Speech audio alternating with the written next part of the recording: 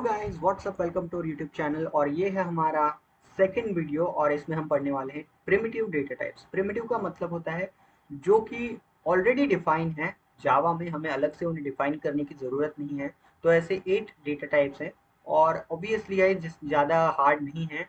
तो पहले जो 4 डेटा टाइप है बाइट, शॉर्ट, इंटीजर, लॉन्ग, ये चारों डेटा टाइप सिर्फ इंटीजर वैल्यू स्टोर कर सकते हैं, यानी कि 1 2 3 -1 -2 0 ये सब आ जाएंगे। सिर्फ डिफरेंट डिफरेंट रेंज है। नेक्स्ट है फ्लोट और डबल। तो ये भी सेम डेटा स्टोर करते हैं, मतलब सेम ही टाइप का डेटा स्टोर करते हैं जो होता है फ्लोटिंग पॉइंट नंबर, यानी जिनमें डेसिमल पॉइंट होता है, जैसे 1.0 9.9 ऐसा कुछ। ठीक है। तो अब आते हैं क्यार पर। क्यार मतलब जो भी A B C D X Y Z 1 to 9 numbers symbol सब कुछ उसमें आ गया कैरेक्टर डेटा टाइप। बुलियन में सिर्फ दो ही वैल्यू स्टोर हो सकती है, एक तो मतलब एक ही वैल्यू स्टोर हो सकती है इन दो वैल्यूज में से, आइदर ट्रू और फॉल्स। तो कैरेक्टर जो होता है वो 0 to 65,000, मतलब इतनी बड़ी रेंज है इसकी।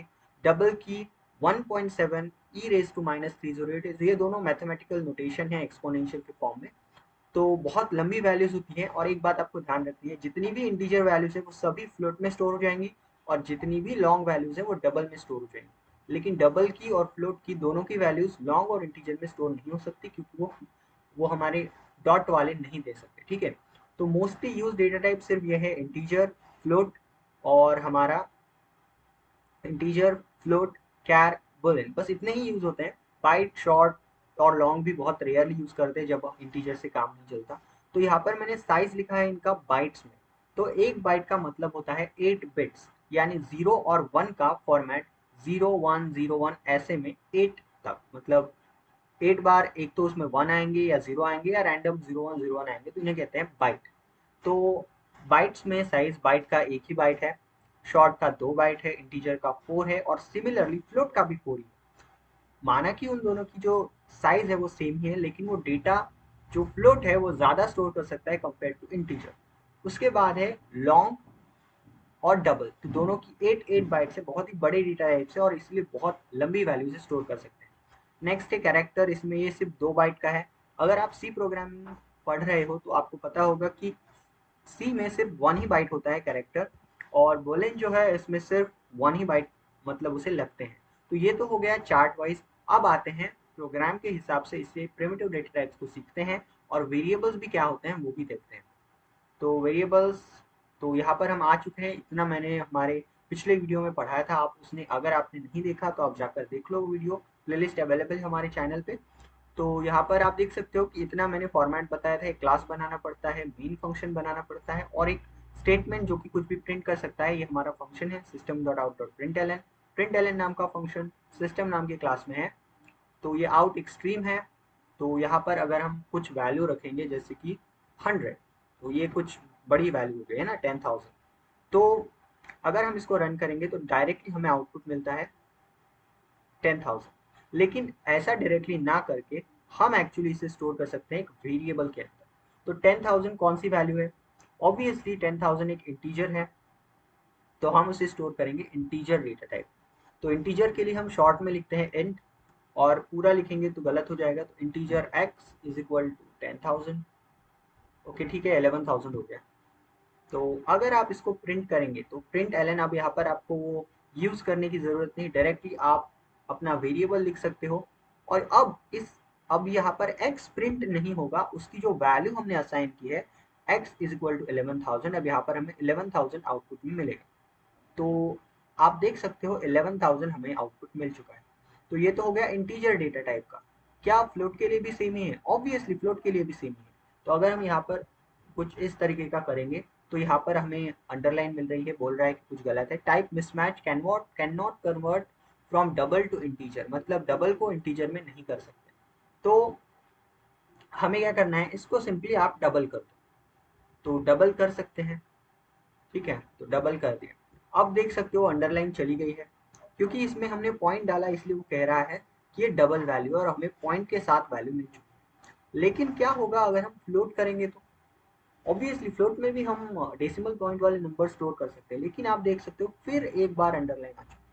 तो ये कह रहा है can not convert from double two float. तो क्यों नहीं हो रहा? दोनों की तो सेम ही है ना, कि पॉइंट वाले नंबर स्टोर कर रहे हैं, नहीं।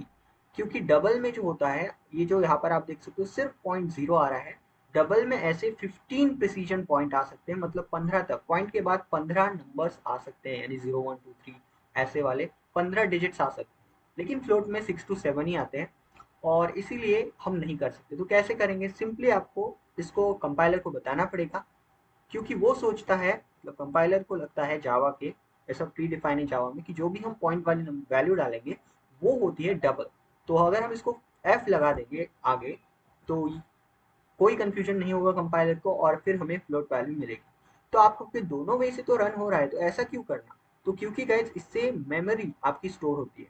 अगर आप कोई बड़ा प्रोजेक्ट बना रहे हो और वहां पर आप ऐसी गलतियां कर रहे हो कि जहाँ पर आपका काम हो सकता था फ्लोट से, लेकिन आप कर रहे हो डबल, तो ऑब्वियसली वो प्रोग्राम स्लो होगा, ज़्यादा मेमोरी कंज्यूम करेगा और आपके जितने भी कॉम्पिटिटिव प्रोग्राम्स होंगे, तो कॉम्पिटिटर जो प्रोग्राम बना रहे हैं वो आपसे आगे निकल जाएंगे। तो इसीलिए आपको थोड़ा सा ध्यान रखना है। तो ये हो गया फ्लोट और डबल के बारे में। अब आते हैं लॉन्ग के बारे में। तो लॉन्ग में भी सेम है, आपको अंडरलाइन आए, यहाँ पर अंडरलाइन दिखाएगा, तो एफ को हटा देते हैं। तो अभी ये एकदम स्मूथली चलेगा, क्योंकि 11,000 कोई बड़ी बात नहीं है लॉन्ग के लिए, ट्रिलियंस में स्टोर कर सकता है तो। लेकिन क्या होगा अगर हम इसमें बहुत बड़ी, अगर हम लॉन्ग में अगर हम कोई जीरो पुट करेंगे, 0.00, तब भी ये हमें बताएगा कि टाइप मिसमैच। तो ये हो गया। अब आते हैं एक नेक्स्ट टॉपिक पर जो इम्पोर्टेंट है। अगर हम इंटीजर को हम बहुत बड़ी वैल्यू स्टोर करेंगे, जैसे 2 बिलियन कहा था, तो अगर मैं यहाँ पर integer x is equal to 2 1 0 0 0 0 0, तो आप देख सकते हो काफी लंबी वैल्यू है और यहाँ पर अंडरलाइन है, तो यहाँ पर अभी सेमीकोलन दे देते हैं। तो अब अगर हम इसको रन करेंगे अंडरलाइन के साथ, तो ये कह रहा है the literal of type integer is, आप देख सकते हो कि बहुत बड़ी वैल्यू है। तो ये पूरा देखने के लिए ये देखिए, कैसे देख सकते हो इज आउट ऑफ रेंज। तो अगर हम इसको लॉन्ग करेंगे, लॉन्ग तो इंटीजर से बड़ा है, तो क्या वो स्टोर करेगा? ऑब्वियसली स्टोर करेगा। लेकिन फिर भी आपको यहाँ पर एक अंडरलाइन दिख रही है, वो बोल रहा है कि लिटरल जो हमारी वैल्यू है of type integer is out of range.